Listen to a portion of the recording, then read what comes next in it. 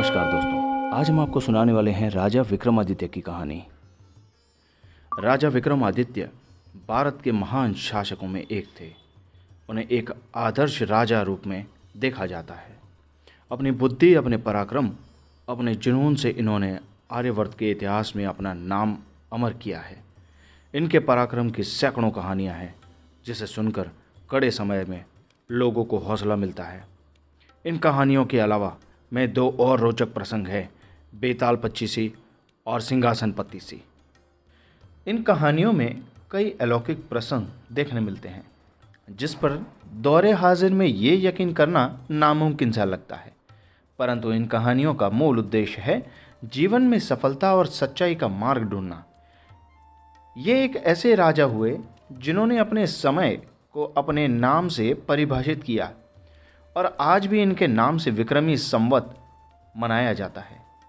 ये एक न्यायप्रिय शासक थे। महाराजा विक्रमादित्य के जन्म को लेकर अलग अलग इतिहासकारों की अलग अलग मान्यताएं हैं। फिर भी ऐसा माना जाता है कि उनका जन्म 102 के आसपास हुआ था। मैसरासुनी नामक एक जैनी साधु के अनुसार उज्जैन के एक बहुत बड़े शासक गर्दाबिला ने अपनी शक्ति का दुरुपयोग करके एक सन्यासी का अपहरण कर लिया था, जिसका नाम सरस्वती था। सन्यासिनी के बाई ने मदद की गुहार लगाई। एक शक शासक के दरबार में गया। शक शासक ने उसकी मदद की और युद्ध में गर्दाबिला से उस सन्यासी को रिहा कराया। कुछ समय के बाद गर्दाबिला को एक जंगल में छोड़ दिया गया, जहाँ पर वह जंगली जानवरों का शिकार हो गया।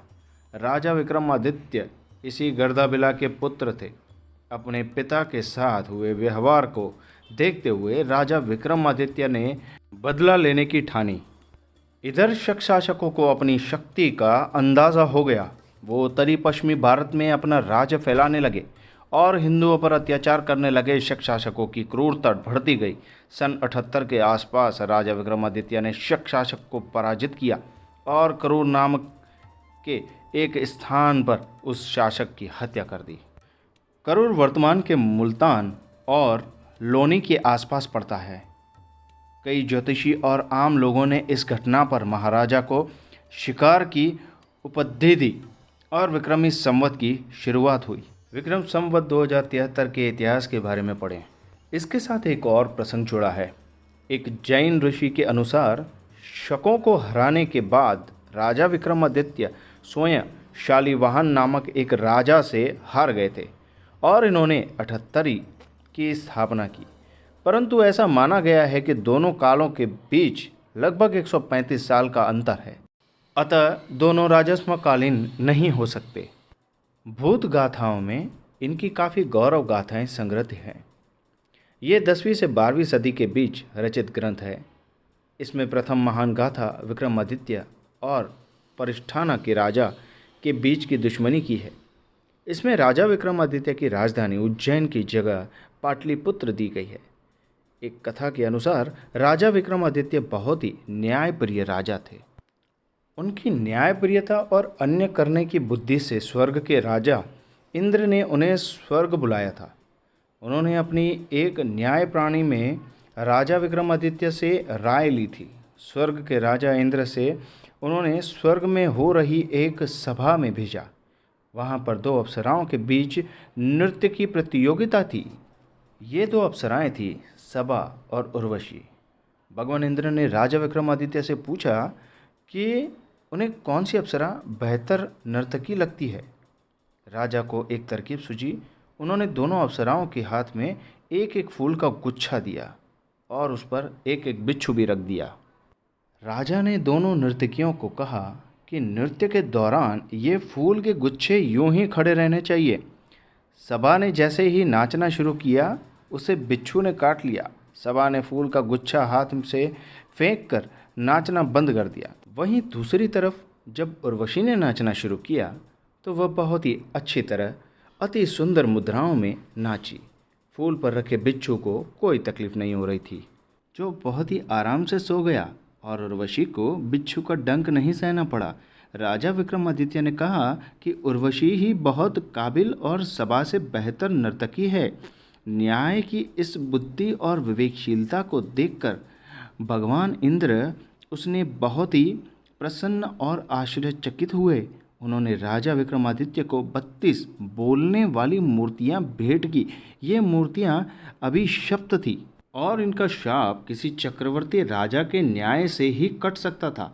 इन 32 मूर्तियों के अपने नाम थे: रत्नमंजरी, चित्रलेखा, चंद्रकला, कामकंदला, लीलावती, रविभामा, कौमुदे, पुष्पवती, मधुमालती, प्रभावती, चित्रोचना, पद्मावती, कीर्तिमती, सुनयना, सुंदरवती, सत्यवती, विद्यावती, तारावती, रूपरेखा, ज्ञानवती, चंद्रज्योति, अनुरोधवती, धर्मवती, कर्णावती, त्रिनेत्र, मृगन्यनी, वैदेही, मानवती, जयलक्ष्मी, कौशल्या, रानी रूपवती थे।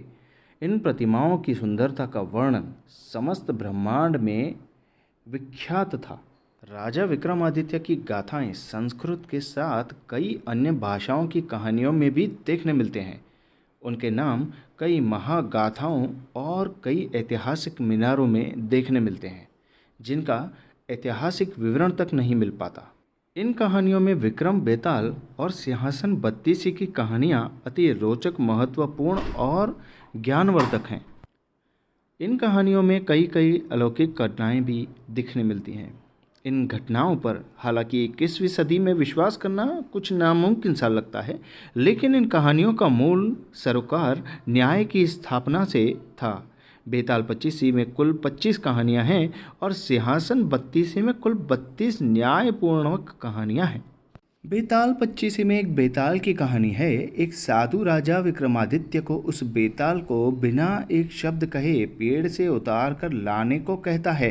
राजा उस बेताल की तलाश में जाते हैं और उसे ढूंढ भी लेते हैं। बेताल रास्ते में हर बार एक कहानी सुनाता है और उस कहानी के बीच से एक न्यायपूर्वक सवाल पूछता है।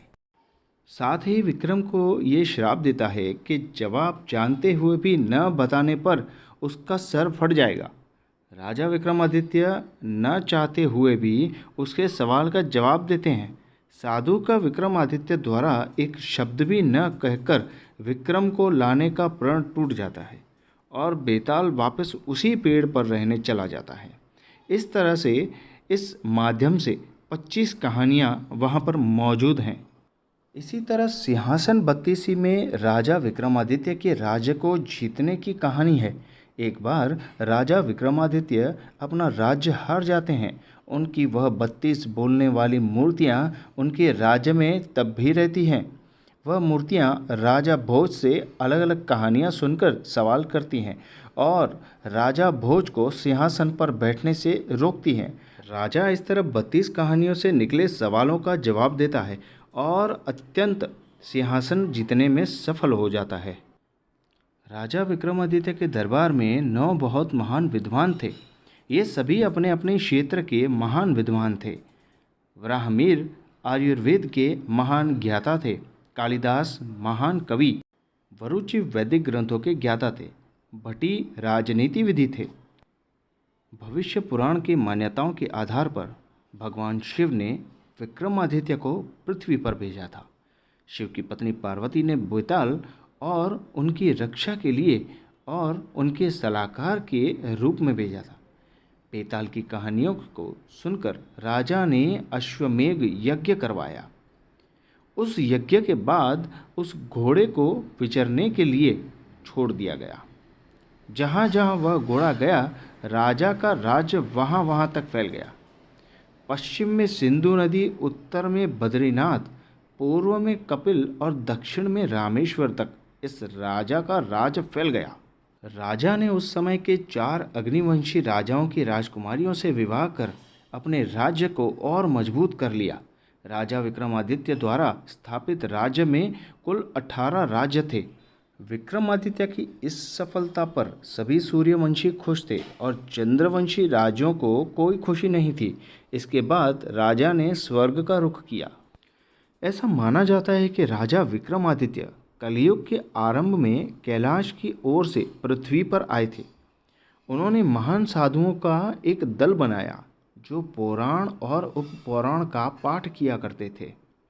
इन साधुओं में गोरखनाथ, भरतहरि, लोहहंसन, सोनाका आदि प्रमुख थे।